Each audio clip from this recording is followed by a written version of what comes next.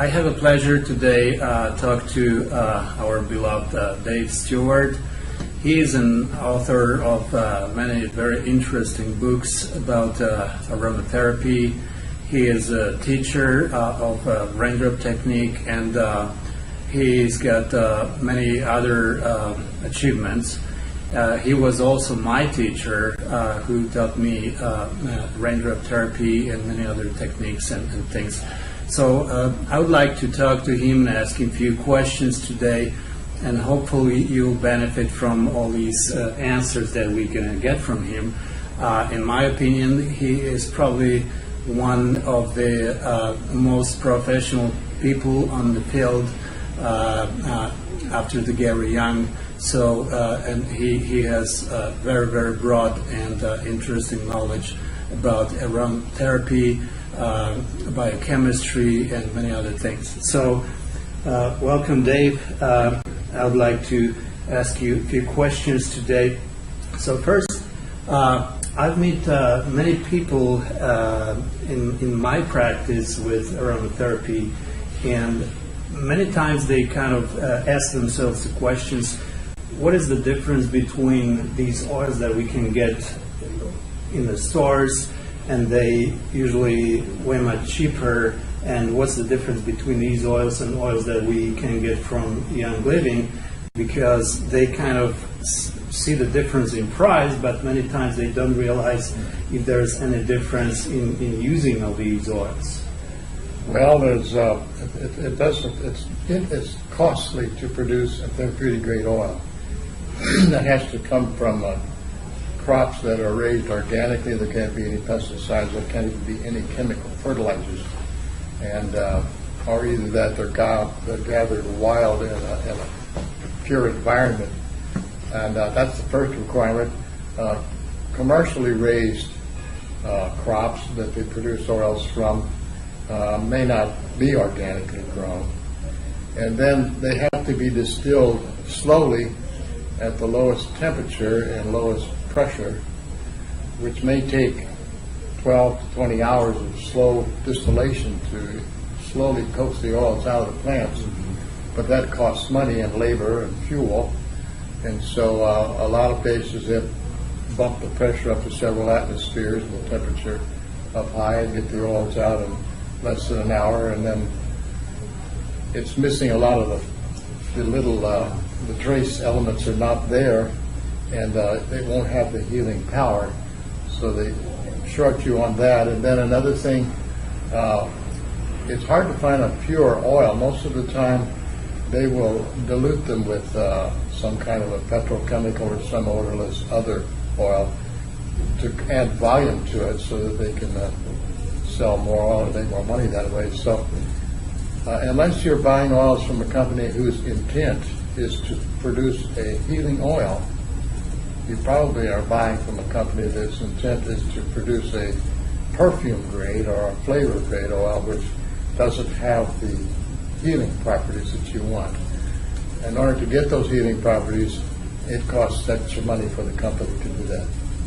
So basically, when people go to the stores, and because I've seen it myself, I went to one of the stores, healthy stores, and they had some oils on the shelf, and I asked this person in the store, hey, is this therapeutic grade? And she said, oh, yes, and then I asked, so what means therapeutic grade? And she said then, it's natural, it's organic, it's the best, and things like that. So she basically didn't have many answers. So what would you recommend for average person who wants to figure out what's the difference between this oil and that oil and that oil? And I'm talking about the three same oils. Say we have 3 bottles of lavender from different vendors. How would they figure out which of these 3 is the best, or which of these 3 the person's supposed to use? Well, if you want to do comparison of different brands, you're not going to really be equipped to do that unless you have your own laboratory and you understand the distilling process, because it's quite an art and science. And unless you can go to where the plants were grown to make those oils and see what the crops, what the fields looked like and how they were treated. For all you know, the lavender field was next to a battery factory, and there's lead in the soil. And Young Living, we buy Young Living oils only because they have checked all that out for us. And for example, lavender is one of the most fraudulently produced oils in the world because it's popular. And what a lot of companies do is they don't raise lavender, they raise another crop. It's called lavadin. It's related to the lavender plant. But lavadin contains camphor in the oil, whereas lavender contains none whatsoever. Now, lavadin is a good antiseptic oil, but doesn't have the same properties of lavender. What they'll do is they'll raise lavadin because they can get 4 times as much oil off of an acre of lavadin as they can an acre of lavender. So it's cheaper. It's cheaper, and then they go to the laboratory and try to remove all the camphor. They won't get it all out because there'll still be traces in there, and you can smell it. If your nose is trained, you can tell the fake lavender. One of the clues, though, is if it's cheaper. That's a clue right there. But if you try to use the fake lavender to heal a burn, it may make the burn worse. Whereas lavender is a wonderful healer of burns. And in fact, lavender is even able to heal something that doctors don't know how, and that's gangrene. If you have gangrene in your leg, the physicians only know how to amputate your leg. But you can treat that with lavender and save your leg or whatever parts got gangrene. You couldn't do that with a false lavender, so you're not getting what you think. And if you ask somebody in a store about their oils, they won't know. They haven't been to the manufacturing plant. They haven't seen the fields. They don't know how they were distilled. And generally, they don't even know what a therapeutic grade is, even though they will give you an answer. So that's why I use only Young Living oils, because I know the founder, I've been to their farms, I've seen their distilleries. So what will be the definition of therapeutic grade? Your definition? Well, it's all of those things. It has to be either wildcrafted, gathered in the wild, or it has to be organically grown on pure soil.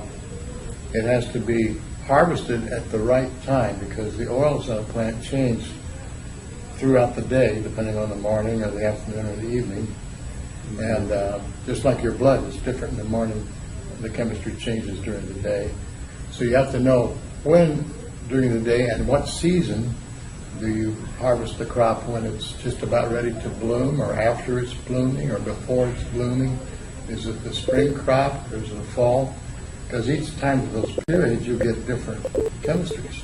This is a very interesting thing you said about the blood. So that means that our blood changes throughout the day? Yeah, when you wake up in the morning, it won't be the same as in the evening. You don't I heard about the acidity of the blood, that it's most acidic in the morning when you get up, but any other factors? Well, the sugar levels will be different. A lot of minerals will change throughout the day. The blood is a dynamic fluid that meets the needs that you have at that hour. So basically, since oils are like the blood of the plant, that they behave pretty much the same. Whereas an inexpensive company that just wants to produce an oil and put a label on it and sell it to you, they're going to harvest those crops at the most convenient part of the day when they have the least expensive labor. They may not want to harvest at sunrise or after dark, like jasmine has to be harvested.